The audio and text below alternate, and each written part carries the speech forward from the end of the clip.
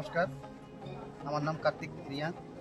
আমি কাছারি আরেফ এডিসি ভিলেজের একজন বাসিন্দা, রিয়াংপাড়া বাড়ি। আমি পিএনজন মন থেকে একটা ঘর পেয়েছি এবং আগে কোনো সরকারে বা এরকম বড় বাজেটে ঘর পাইনি। আমি অত্যন্ত খুশি এই পিএনজন মন থেকে